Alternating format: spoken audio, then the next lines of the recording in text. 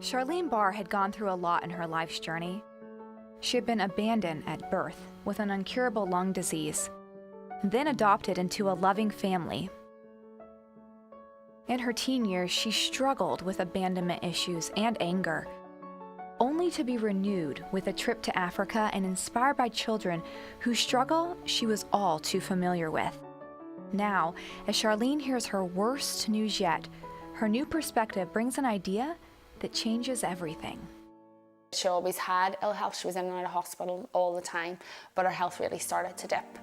And shortly after she came home, she was told by her consultants that she was going to need a double lung transplant. My sister Charlene, she never, ever got down.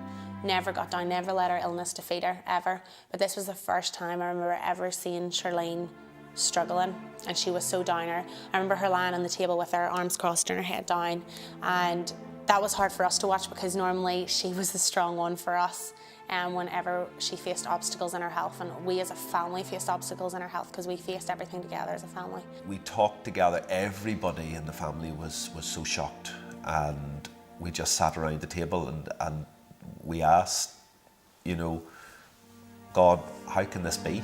It was a very difficult time, and it was just like a dark cloud around our table, no lie. And it was almost just like a light bulb had come on in that instant. In that instant, she just perked up and she's like, I know what I'm going to do. I'm going to build a school for children in Uganda. And we were all like, it was like the awkward silence, you know, she's lost her mind. And Dad was like, what do you mean, Charlene? And she's like, I'm going to build a school for children in Uganda, for children who can't go to school. And she's like, if I'm not going to be able to go to school, well, I'm going to help others go to school.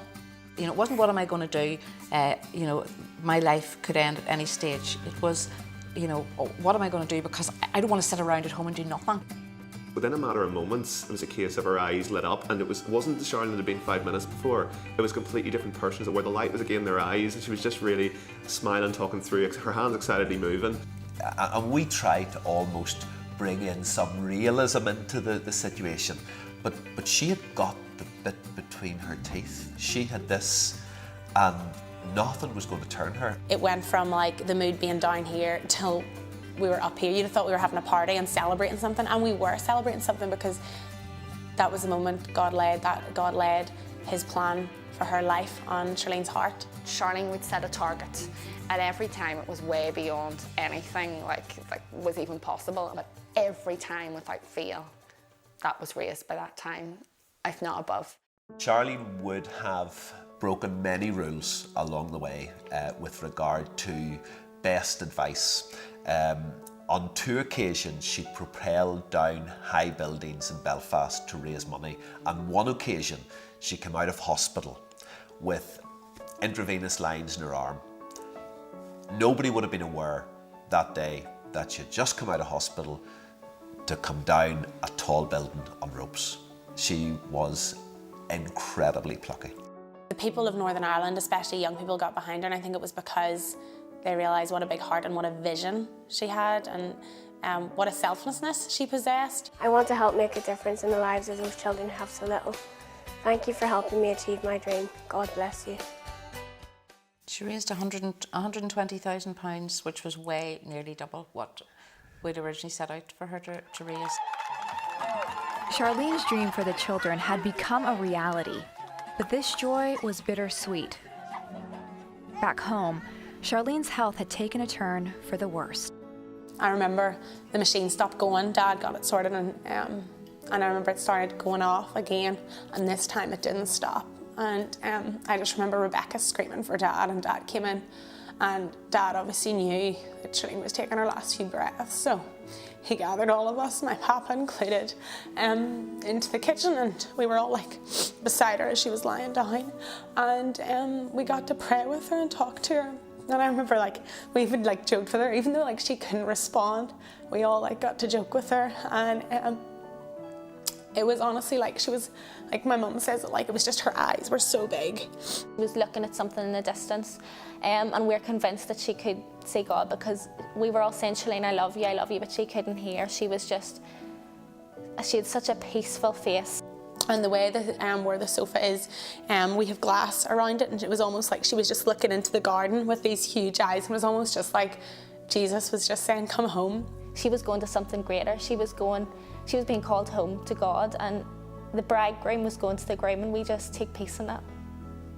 You know, I know for a fact that she sees the school now, and that she is in complete peace now, and she's no more pain, and that's more than what we could ever ask for. We as a family thought it was just so special, and that the first school was going to be called Hidden Treasure, because Charlene herself was a hidden treasure, so weak and so broken on the outside, but something so special inside of her. How God used that, and God became that special thing inside of her to basically change a village in the middle of nowhere in Uganda. We actually find that it keeps Charlene in the family, it keeps her alive, and it makes us feel like whenever we go out to Uganda, we're going out to see her, because we're seeing the children, we're seeing Charlene through that. I'm so glad that Charlene was given to me as a sister, and I had the chance that I had and the time that I had with her, and I wouldn't trade it for anything. And while at times I'm like, I wish I had longer, I know that that was God's plan for her life, and I can't question God because He's above us all and He knows more than I do. But I'm just thankful for the time that we did share together. With regard to the struggles, you know, they were so painful, but that same fight was what carried her through her final illness with such determination, and carried her through all her efforts to make a difference in Uganda. And she finished her race so well, so well.